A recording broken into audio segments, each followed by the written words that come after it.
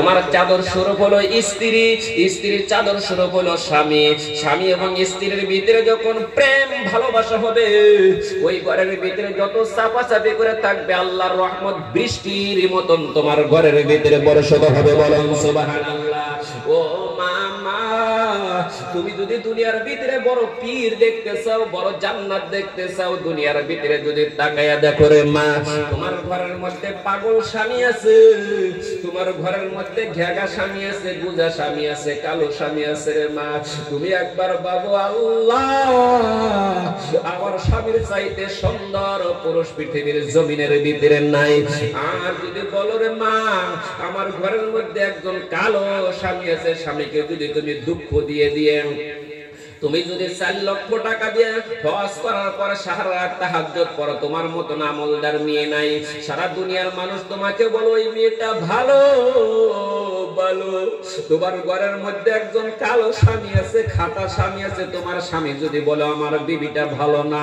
আমার বিবি অনেক মনের ভিতরে দুঃখ দিয়েছে, আল্লাহ বলছে সারা পৃথিবীর মানুষ তোমাকে যদি ভালো বলা হয়, তোমার ঘরের ভিতরে একজন পাগল স্বামী আছে, স্বামী যদি বলে আমার বিবি ভালো না, আল্লাহ বলছে তোমার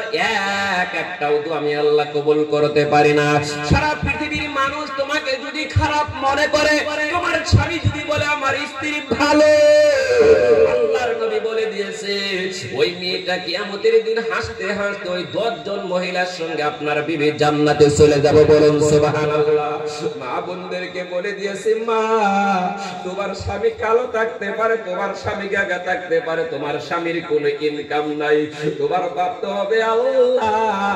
আমার স্বামীর চাইতে সুন্দর পুরুষ মনে হয় দুনিয়ার ভিতরে তুমি প্রেরণ করো নাই। এবার দেখেন হযরত মা ফাতেমা একদিন আল্লাহর নবীর কাছে বলতেছেন, বাবা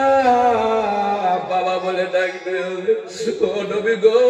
পৃথিবীর জমিনের ভিতরে তুমি মহিলাদের ভিতরে যে জান্নাতে দিবে, মনে হয় আমার মার আগে কেউ জান্নাতে যাইতে পারবো না। আল্লাহর নবী বলতেছেন, ওরে ফাতেমা তুমি কি জানো না তোমার মার এত মর্যাদা, খাদিজাতুল কুবরার এত মর্যাদা যে কিয়ামতের দিন সবার চাইতে আল্লাহ তার হাতটা লম্বা করে দিব। বলেন সুবহানাল্লাহ। ফাতেমার মনটা মুমিন হয়ে বলতেছেন, বাবা রে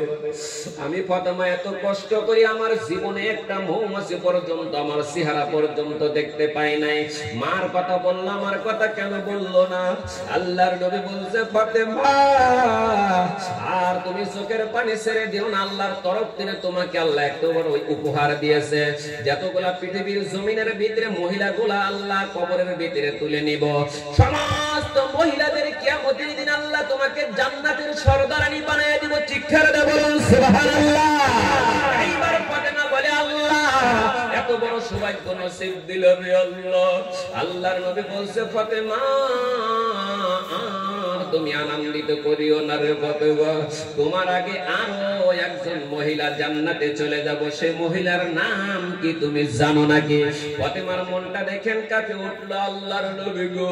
আমার আগে কোন মহিলা জান্নাতে যাব আমরা একটাবার শুনতে চাই, আমি একটাবার বুঝতে চাই, ওই মেয়েটার আমরা ঠিকানা চাই। আল্লাহর নবী বলতেছেন, ফাতেমা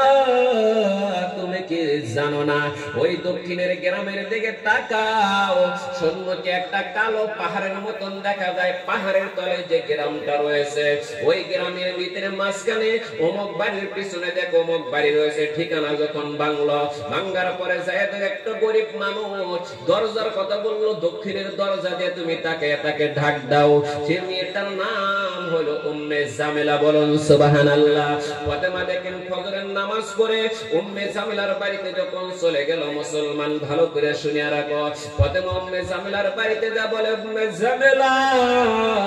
দরজা খোলো রে জামিলা। উম্মে জামিলা দরজা খুলে না, দ্বিতীয় নম্বরে ডাক দিয়েছে, উম্মে জামিলা তুমি কে জানো না আমি বিশ্ব নবীর কলিজার টুকরা মেয়ে মা ফাতেমা। এবার ঘরের মধ্যে তিন আওয়াজ দিল, ফাতেমা চরণ বেদকে মাফ করবার ফাতেমা, আমি উম্মে জামিলা অনেক দিন ধরে তাকায় তাকি আল্লাহ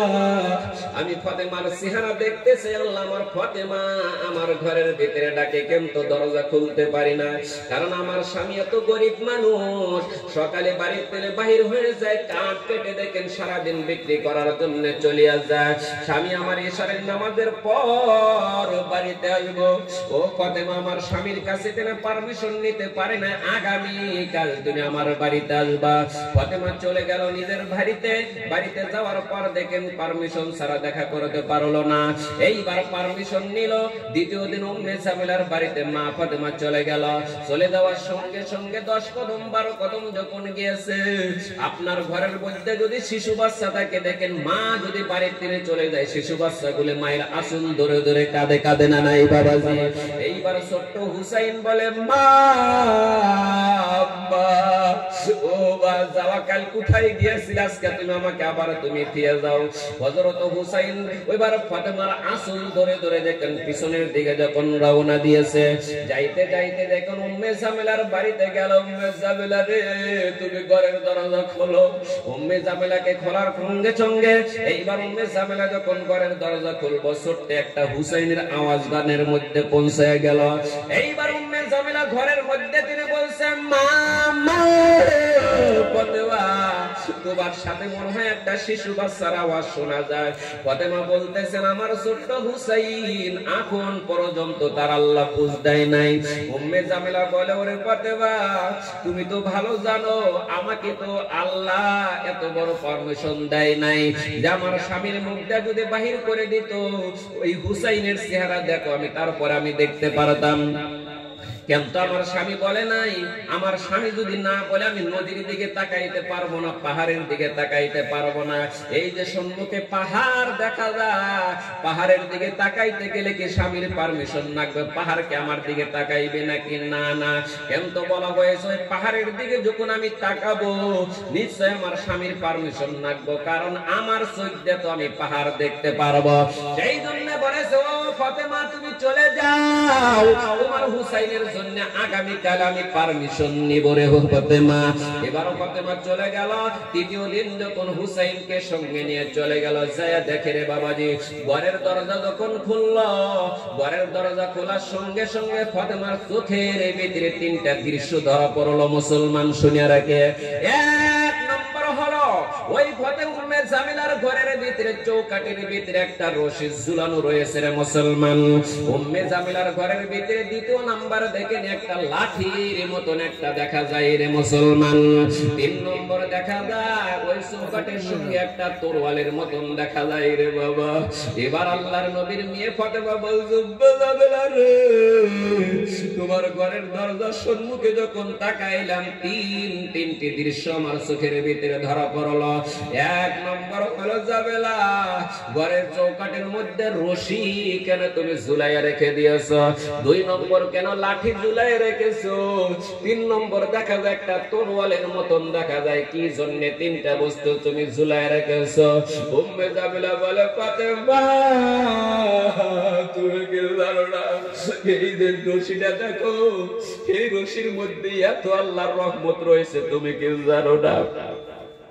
আমার স্বামী এত গরিব মানুষ সারাদিন পরিশ্রমী করে মেহনত করে যখন রাত্রে বাড়িতে আসবো হঠাৎ করে দেখেন স্বামী স্ত্রীর ভিতরে টক্কর লাগে দুই যখন দুই দিকে ঘুমায়া যাব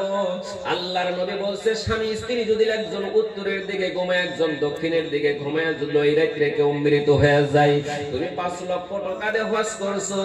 তোমার মতন হাদিস সাহেব কেউ নাই তোমার মতন পীর সাহেব কেউ নাই তোমার মতন আলেম সাহেব কেউ নাই কেন স্বামী স্ত্রী যখন দুইজন দুই দিকে লক্ষ্য করে দেখবেন ঘুমায়া যায় মুমিন হয়ে আল্লাহর নবী বলছে ওই রাতে যদি মধ্যে দুজনের একজন যদি দুনিয়ায় দিনে বিদায় হয়ে যায় দিনে হিসাবে জাহান্নামে চলে যাবে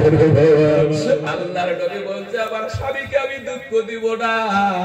আমার স্বামী যদি মনটা মুমিন করে আমি স্বামীর জন্য একটা রশি ঝুলানো রয়েছে আমি স্বামীকে বলবো স্বামী গো এই যে রশি দেখো, রশি দেখো, আমি যদি তোমার সঙ্গে কোনো চরণ বেদবে করে থাকি, রশি আমার শরীরটা আপনি বাঁধবে। স্বামী রশি দিয়ে বান্ধার পর লাঠি একটা হাতে রয়েছে, লাঠি দিয়ে আমাকে মারতে মারতে আপনি দুনিয়ায় তিনি বিদায় করেন। আল্লাহর নবী বলছে, একজন স্বামীর মার খাইতে খাইতে যদি কোনো বিবি দুনিয়ায় তিনি চলে যায়, ওই বিবিটা কিয়ামতের দিন বিনে হিসাবে আল্লাহর জান্নাতে চলে যাব। বলুন সুবহানাল্লাহ। স্বামী গো, তুমি যদি লাঠিতে আমাকে মারতে তোমার কষ্ট হয়, ও স্বামী চরণ বেদবে মাফ করবেন না স্বামী। স্বামী ওই দেখো ডানের দিকে একটা তরোয়াল একটা ঝুলানো রেখে দিয়েছে, ওই তরোয়ালটা হাতের মধ্যে নিয়ে আমাকে টুকরা টুকরা করে দুনিয়ায় দিনে বিদায় করে দাও। আমি উম্মে জামেলার মনের ভিতরে কোনো কষ্ট নাই। ও স্বামী, আমি চাই সারা জীবন জানি তোমার মুখের ভিতরে আমি হাসি ফুটাইতে চাই রে স্বামী। ও আমার কাশিয়া বাড়ির মা।